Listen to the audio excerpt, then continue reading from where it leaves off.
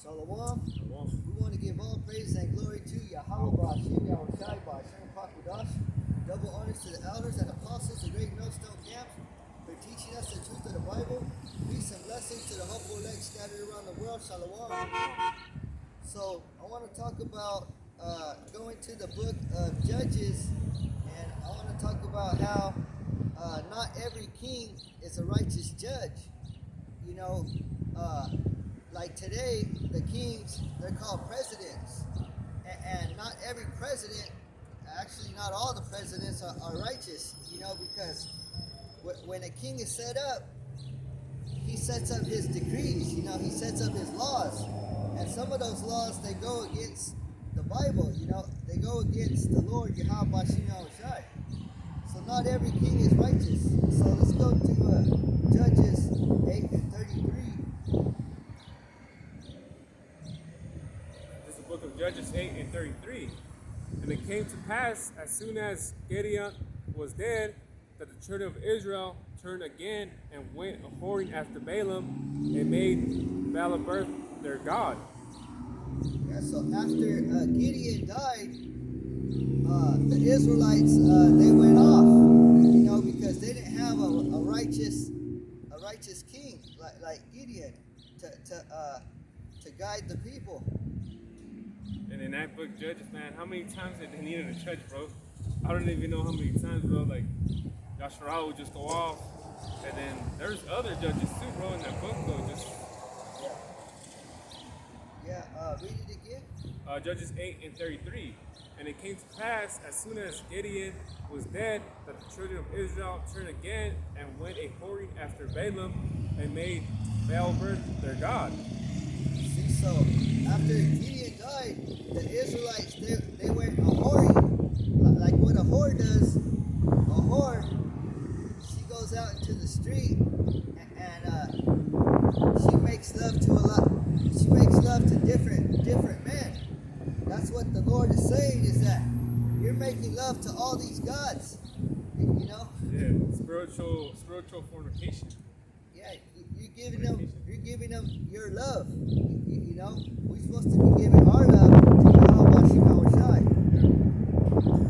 So, you're acting like a whore. You're acting like a little whore right now. You know? You little hoe? Yeah. So, get to the next verse. 34. And it says, and the children of Israel remember not Yahweh Ba'ashim Shai, who had delivered them out of the hands of their enemies on every side. So the Israelites, they didn't remember Yahweh Ba'ashim Shai. That's why we got to always have him in our thoughts. And we can't never forget what he did in Egypt, you know, when he freed us. All the way up until now, to the end, it's called the second Exodus, you know? All the way from the first Exodus to the second Exodus, which is right now. I got a piece of it. This is Jeremiah 2 and 13. And it says, which is talking about Israel, right? For my people have committed two evils. They have forsaken me, the fountain of living waters, and heard them broken cisterns that can hold the water. See? Yep. They don't have the censer which can hold the water, which is this truth. You know, they can't hold the truth. You know, they can't handle the truth. Like Jack Nicholson. Yeah, Jack Nicholson says you can't handle the truth. You know. And another example too, bro, is that they could, you know, our people could be like, oh yeah, I believe he was a so-called Negro, but then you tell them, do you believe in reincarnation? Nah, I don't believe in reincarnation. And it's like, that's a broken censer, because they can't hold the whole truth though. You know? That's right. Yep. Just like you can't hold that wine, because the wine, it leaks out of the bottle. Yeah. Because you got an old bottle, that bottle's old, and it got holes in it. Yeah. Because I believe back then their bottle wasn't like a glass; it was like leather, wasn't it? It was like some different type of like it was a different material though. Yeah. You know what I mean? It wasn't like an actual bottle. So and once it starts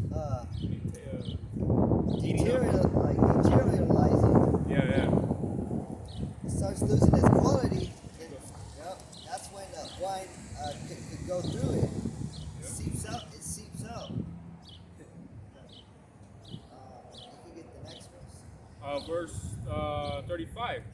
Neither showed their kindness to the house of Jeroboam, namely Gideon, according to all the goodness which he had showed unto Israel.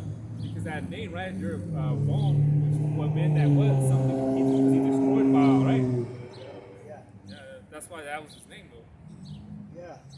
So the Israelites, they didn't show no respect after Gideon died. You know,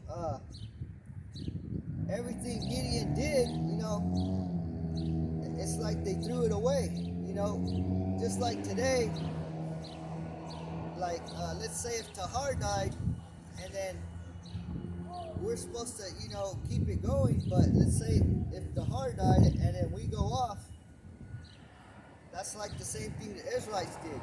Yeah, like you said, brothers all of a sudden started wearing hats and having long hair, even though Apostle Tahar said not to, and he backed it up by the scriptures, which we read too, believe that's the same thing too. That's not, you know, all of a sudden wearing hats and long hair. Like in the year 2000, he said that it was going to be, he said that was going to be the end, but when it wasn't the end, that's when a lot of Israelites fell off. You know, they never had the truth in them. So you know, that's the same thing like Gideon. You know, just because he died, you know, we got to keep it going. Bro, and I don't know if you remember, you're a youngster too, man, but I remember I was a little kid. I wasn't a little kid, but I was old enough to remember that, man, all of us believed that the world was going to end. Even as a kid, too, in the year 2000, we heard of what, Y2K? We were hearing all this buzz and shit, right? I believed that something was going to happen. Yeah, even in the movies. I think there's that movie called 2000 or something. Oh, 2012, I think? Oh, yeah, 2012. Yeah. Oh, because they were based on the calendar of the Aztecs. Something like that. Yeah. But I just saying, like, I remember in the year 1999, as a kid, I remember that they were going to say the world was going to end in 2000. I remember that type of energy was in the air, man. Y2K, they're saying the computers are going to go, you know, control the people. They're going to shoot missiles out in the air. I just remember that shit as a kid, hearing that shit, though. So, you know, it was easy to believe, though. So now let's go to Judges 9:1. Judges 9:1. And Abimelech, the son of Jeroboam, went to Shechem and to his mother's brethren, and communed with them and with all family of the house of his mother's father, saying, I'm going to keep reading it. So that was verse 1. So that was the son of Gideon, and his name was Abimelech. And he went to talk to his uncles. And Salakia, his mom was like a concubine, right? Yeah, she was Gideon's concubine. Yeah, his mom, huh? Yeah. And she went to talk to the mother's brother. She didn't go to talk to the father's side. He went to talk to the mother's side. Let's see. He's a bastard. He's a bastard. Going to get verse 2. Speak, I pray you, in the ears of all the men of Shechem, whether it's better for you, either that all the sons of Jeroboam, which are 70 persons, reign over you, and that one reign over you. Remember also that I am your bone and your flesh. So, relative. Yeah, so he asked the uncles, he said, what's better, for one man to be a king, or for all 70 men to be a king? You know, so he wanted to be the king himself. He didn't want to share the kingdom. You know, he didn't want his brothers, his other 70 brothers, which were Gideon's sons, he didn't want them to be kings. Yeah, he played that card, though, family card. I'm your nephew. Yeah, we can't act selfishly like that. You know, that's like saying, I don't want this brother to be a king. You know, but the more kings, the better. You know. Yeah. Well, you're in Solomon too. Remember the son? He tried to make himself the king.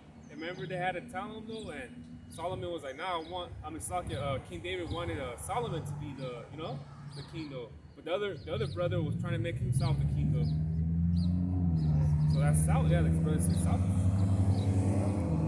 Yeah, so he was just trying to get on the good side just because he was on the mother's side. Yeah. You know? Punk ass. Keep going. Verse 3. And his mother's brethren spake of him in the ears of all men of Shechem, and all these words, and their hearts inclined to follow Abimelech, for they said, he is our brother. Yeah, so it's a mother from a different what do you call it? A Brother from a different mother. Yeah, a brother from a different mother. That's what he'd be called. Keep going. 4. And they gave him 70 pieces of silver out of the house of Baal birth, wherewith Abimelech hired vain and light persons which followed him. Yeah, so they gave him money, and what did he do with the money? You know, what would a wicked person do with the money? He went and bought some thugs. You know. Kind of reminds me of like a campaign or some shit. Yeah, he went and bought some gangsters. Yeah. Because the people that he hired, he went around killing with them, you know. Oh, that's right, yeah. So he was like a gangster, you know. He was like the mafia. It's kind of like when, you know, even like a big ass drug lord, he gets money and shit, right? So he's like, you know, I need muscle. I need fucking protection and shit. I need muscle. He starts hiring, you know what I mean, this local gang and shit, whatever, or this thug niggas and shit. Like, hey, you're gonna be pretty much their bodyguard. You know, pretty much this motherfucker did that. Verse 5. And he went unto his father's house of Ephraim, and slew his brethren, the sons of Jerubbaal, being 70 persons upon one stone. Notwithstanding, yet Jotham, the youngest son of Jerubbaal, was led, for he hid himself. So he killed all 70 sons, and that's on one stone. You know? That's in one putazo, Yep. 70 in one stone. And then all that's left was one brother. This brother, he was the smart brother. You know? His name was Jotham, I think. Read the next one. After that one?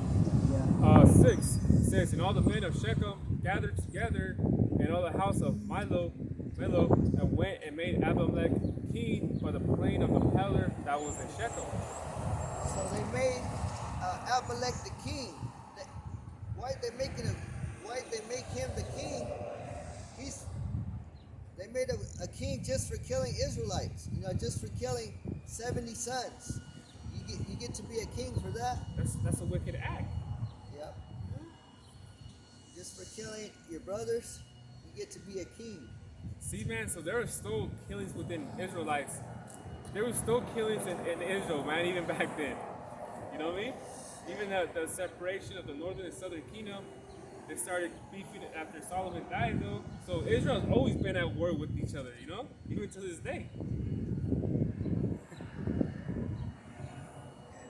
Get the next verse. This is going to be it's a parable talked about by Jotham, because he told all the Israelites, he said, listen to my parable. Verse 7. And when they told it to Jotham, he went and stood in the top mount Gerizim, and lifted up his voice, and cried and said unto them, hearken unto me, ye men of Shechem, that God may hearken unto you.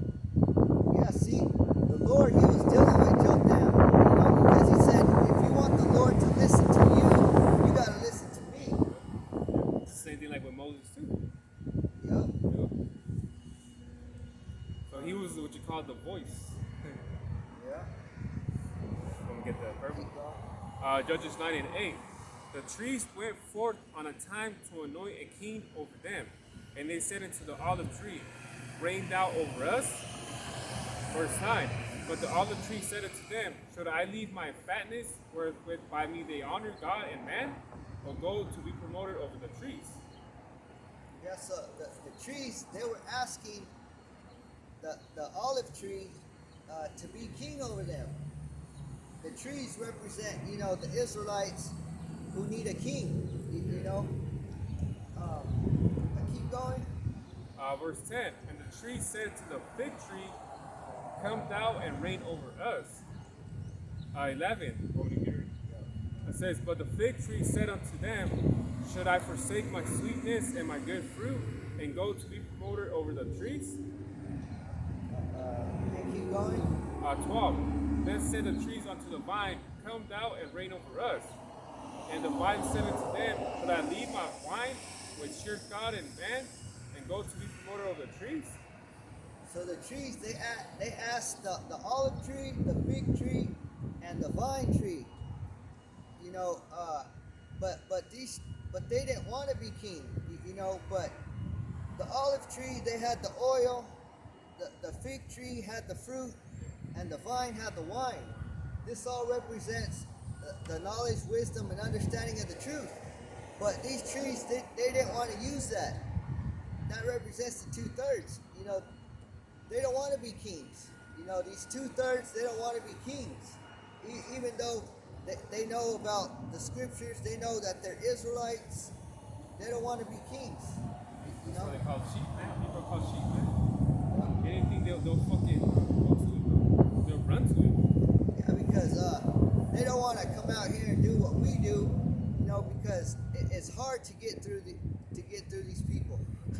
You know? Stiff-necked people, man. Our people. They'd rather go worship Allah. They'd rather be Catholic. They want to have Sunday. Oh, I'm off Sunday. I'd rather go to church on Sundays. You know, they can't even accept that Yahweh Shai is a so-called Negro. So are we fucking Mexicans, man? I don't call them fucking Mexicans. Even then, man, they're racist within black people, or so-called black, man. They'd rather put Edomite over a so-called Negro, man. I mean, if you look at Jesus Christ, man, they can't picture Yahweh Shai as a so-called Negro. They have to picture him looking like fucking some guy, manager that works at AT&T or some shit, man. Edomite looking nigga. See, even Mexicans are fucking racist, man. Yeah, so it's hard to wake up. It's hard to wake up our people because they're in deep sleep. You know? They're in coma. Yeah, they're in a coma. Not even slapping them up, but it's waking them up. Or yelling in their face on. Yeah. Or putting their feet in cold water in the bucket or some shit, you know? Yep.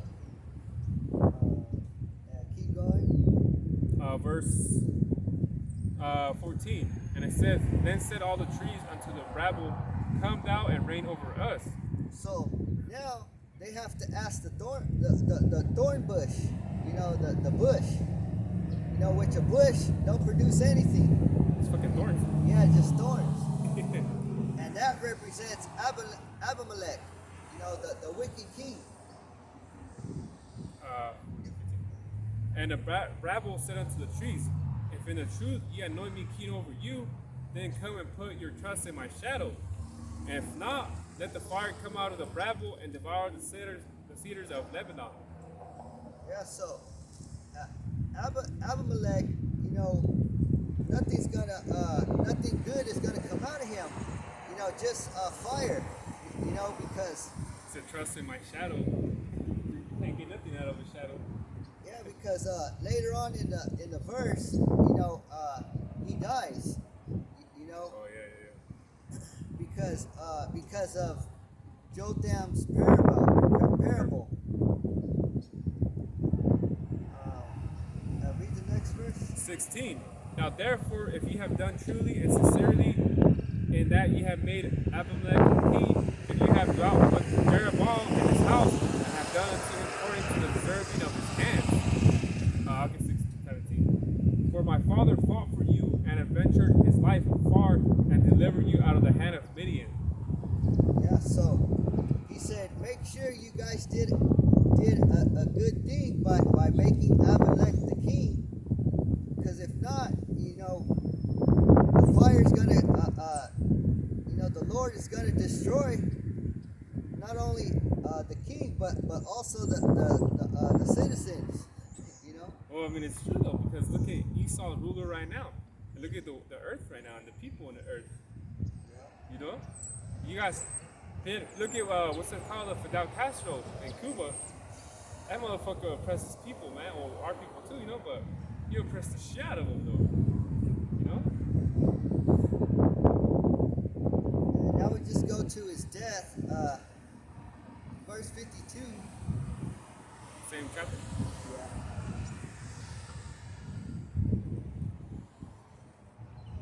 This is Judges 9 and 52. And it says, and Abimelech came into the tower and fought against it and went hard into the door of the tower to burn it with fire.